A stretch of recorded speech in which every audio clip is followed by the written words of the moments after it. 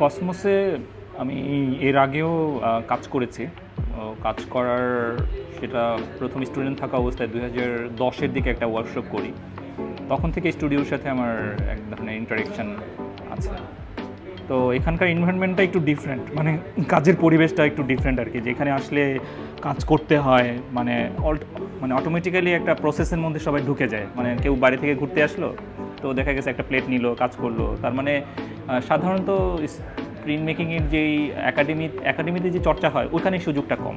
ওইখানে চাইলেই কেউ প্লেট নিয়ে ঢুকে যেতে, মানে কারণ যেহেতু একটা ক্লাস হচ্ছে বা এরকম, তার মানে এক ধরনের কী বলবো এটাকে, এক ধরনের রিজিডিটি এখানে ছিল। কিন্তু এইখানে এক ধরনের স্পন্টেনিয়াস এক ধরনের অ্যাপ্রোচ এখানে আছে। তো আমার ভালো লাগার কারণটা হলো যে এটা আসলে এক ধরনের ফ্রি ফ্রি এক ধরনের কী বলবো ভাবনা সৃষ্টিতে সহায়তা করে। কারণ আপনি যখনই দেখবেন যে এখানে বাইন্ডিংসটা কম, আপনি পেন্টিংয়ের মতোই একটা পেন্টিং ক্যানভাস নিলেন, আপনি কাজ করতে শুরু করলো। আমার এই 4 দিনের যেটা মনে হয়েছে যে এই যে বিভিন্ন রকম মিডিয়াম, আমি কিছু যেহেতু আমি প্রিন্ট মেকিংয়েই পড়েছি, স্টোন লিথোগ্রাফি, প্লেট লিথোগ্রাফি করেছি, কিন্তু আবার এত বছর পরে যখন স্যারের আন্ডারে কাজ করতে গেলাম, তখন আমার কাছে মনে হলো যে দিস ইজ অ্যামেজিং, যে আসলে আমি যেটা স্যারের কাছ থেকে শিখেছিলাম সেটাই এখন অনেক আপডেটেড হয়েছে।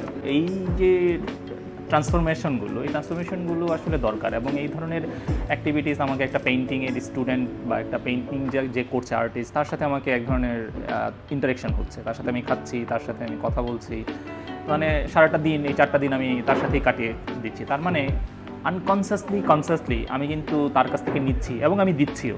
আমার কাছ থেকে আমি কি পারি, আমি কি জানি, এবং আমি অন্যরা কি জানছে। এই ওয়ার্কশপের মূল জায়গাটা কিন্তু এখানে, যে শুধু কিছু ভালো কাজ না, বরং এই যে এক ধরনের এক্সচেঞ্জ হচ্ছে। সারা ওয়ার্ল্ডে এই এক্সচেঞ্জের উপর খুব গুরুত্ব দেওয়া হয়।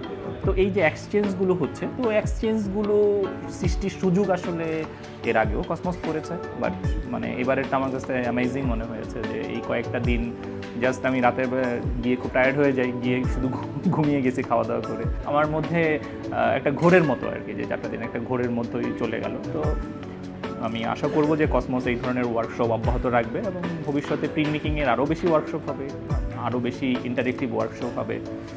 এই তো, you want to know more?